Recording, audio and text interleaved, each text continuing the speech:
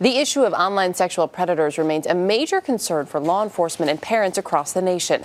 Now, actor and Hollywood activist David Schwimmer is making us think about it a little more closely. He is the director of a hard-hitting new movie called Trust. It's about a 14-year-old girl who meets an online predator. Their relationship begins with just a few innocent keystrokes.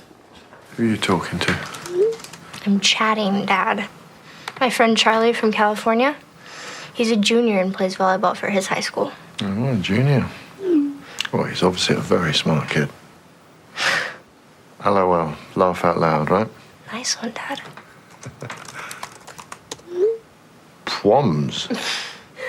Parent watching over my shoulder.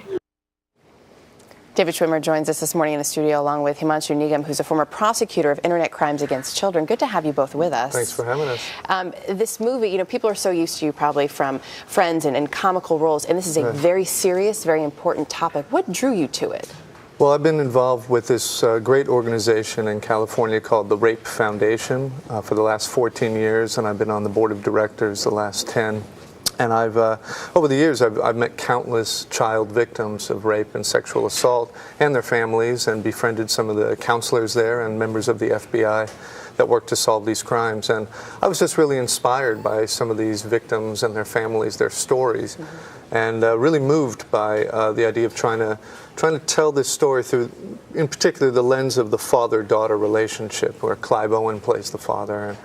And this wonderful actress, Leanna Liberato, plays the daughter. Yeah, and that's an angle we don't see as much. I want to touch on that in 1 second, but while you bring up the parents, it's interesting, because in that clip we saw, it seems like they're doing everything you're supposed to, everything you're told as a parent. You keep an eye on your kids, what they're doing online. You watch over their shoulder. You learn the lingo as she's teaching him there.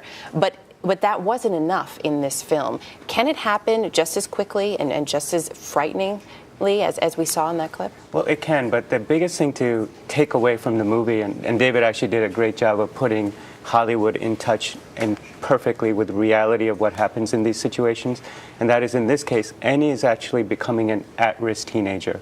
Her father's working too much, even though it appears that he's not. Her brother's about to go to college. She's not fitting in with the cool girls in the school. She wants to be on a volleyball team, and she's struggling.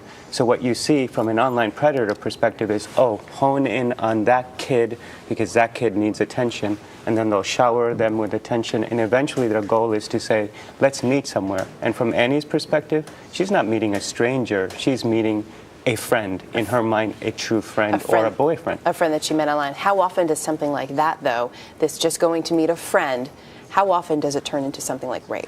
Well, the stats are all different, because a lot of times there's discussions on, is it a stranger they're meeting? But in many ways, it's like the real world.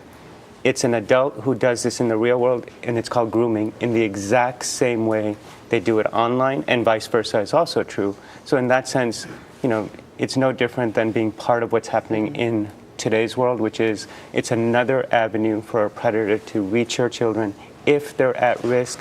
That's when you have to be paying particular attention. You brought up the parent, the fact that you're telling this story more from the perspective of the parent, which we don't often see. And this is, these are muddy waters. Parents are trying to keep up. They're trying to navigate, trying to figure out what they're supposed to do. Yeah, that's why I wanted to make the movie. It's really about parenting in the age of technology, and it covers cyberbullying, which we're seeing more and more common, and sexting, and also the sexualization of younger and younger children in advertising. So it really covers a broad range of topics, but mostly it's about trying to be a good parent today. And I'm expecting my first child in 2 months, and I'm certainly growing more and more concerned about how am I going to parent? How am I going to limit what I call screen time? With kids always looking at one kind of screen or another, whether it's an iPhone, an iPad, a computer screen, a TV, a game console. And instead of looking up and looking at people, we're learning to socialize more like this into a different kind of socialization. And I'm certainly concerned about that as a parent to be. So. Reminds you of the importance of talking to your kids. Yes. Which sounds so easy, and that's the whole thing about we just want people to engage more in being a more present parent. If you don't know every friend that your child is talking to on Facebook, you should. Like you wouldn't let them go, you wouldn't let, as Amy said, you wouldn't let Sally go sleep over at someone's house that you haven't met. You haven't met the friend, you haven't met the parent, so just make sure that you know who Sally's talking to. That's all. So beyond, I mean, knowing who your kids are talking to, knowing what they're doing online, is there anything else you can do beyond that, Hema? I mean, is there software that you can put in place to monitor your kids' activity? Is anything 100%? Well, it's interesting. Today's technology world, there's software for everything. And there is. You can monitor everything they're doing. At the end of the day, as parents, and I have 4 kids myself, we have no more excuses on throwing up our hands and saying, technology, I don't get it. What you have to do is say to your own kids, you are my best technology educator. You're in my house. Teach me how this world works. And while that's happening, have a safety lesson. It's very much like we do as parents in the real world. When I got a skateboard from my father, the first thing he said was, you're going to go down that hill, but make sure no cars are coming. Make sure you're going to be protected on your head. Watch out for this.